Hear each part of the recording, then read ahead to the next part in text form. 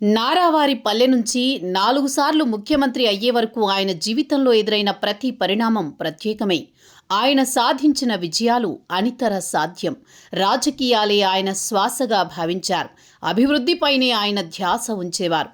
ప్రతికూల పరిస్థితుల్లో సైతం మొక్కవోని దీక్షతో, ధైర్యంతో పాటు తెగువ ప్రదర్శించే one and only leader Nara Chandrababu Naidu.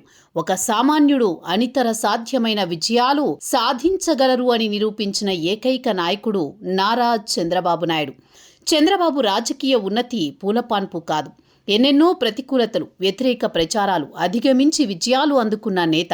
ఉమ్మడి రాష్ట్రానికి 2 సార్లు ముఖ్యమంత్రిగా, విభజిత ఆంధ్రప్రదేశ్కు 2 సార్లు ముఖ్యమంత్రిగా, 3 దశాబ్దాలకు పైగా ప్రతిపక్ష నేతగా, తెలుగుదేశం పార్టీ అధినేతగా, ఇలా రాజకీయంగా బహుముఖ ప్రజ్ఞాశాలి చంద్రబాబు.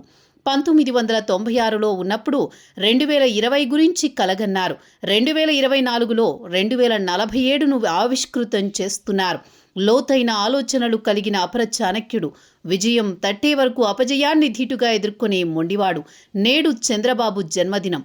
ఈ సందర్భంగా ఆయనకు అభినందనలు తెలియజేస్తోంది మన ఛానల్. 79 సంవత్సరాల చంద్రబాబు తన జీవితంలో దాదాపు 48 ఏళ్ల పాటు రాజకీయాల్లో కొనసాగారు.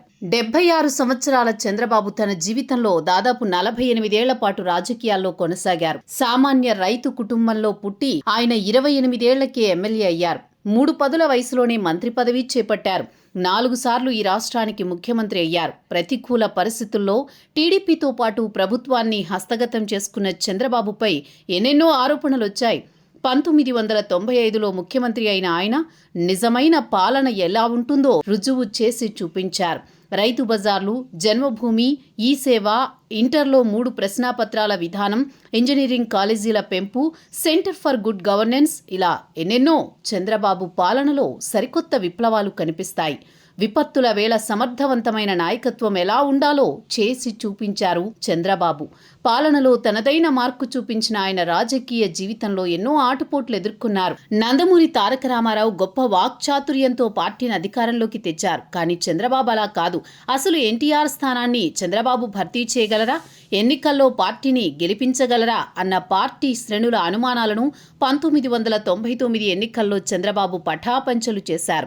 ప్రత్యర్థులు చంద్రబాబు పని అయిపోయింది అనుకున్న ప్రతిసారి వారి అంచనాలు తప్పాయి. బలం పెంచుకుని ఉవ్వెత్తున ఎగిసిపడేవారు. అయితే చంద్రబాబుకు గుర్తింపు తెచ్చిపెట్టింది మాత్రం కేవలం ముందు చూపు మాత్రమే. ముందు తరాలకు ఏది ఉపయోగమో గుర్తించగల నేర్పరి చంద్రబాబు. అప్పటి సాంకేతిక విప్లవం నుంచి నేటి ఆర్టిఫిషియల్ ఇంటెలిజెన్స్, క్వాంటమ్ కంప్యూటర్, ఇలా అన్నింటా ఆయన ముందు చూపు నిస్పష్టం. ఇప్పుడు మరో 4 దశాబ్దాల పాటు తెలుగు నేలపై టీడీపీ ఉండేలా ప్రత్యేక ప్రణాళిక రూపొందించారు. తన వారసుడిగా నారా లోకేష్కి ఇటీవల పట్టాభిషేకం చేశారు. పార్టీ జాతీయ వర్కింగ్ ప్రెసిడెంట్ పదవి ఇచ్చి ప్రోత్సహించారు. మొత్తానికైతే చంద్రబాబు సక్సెస్ఫుల్ పొలిటికల్ జర్నీ కొనసాగుతుంది. 7 పదుల వయసులో సైతం ఆయన నవయువకుడిగా పనిచేస్తున్నారు. నిజంగా హ్యాట్స్ ఆఫ్ చెప్పాల్సిందే.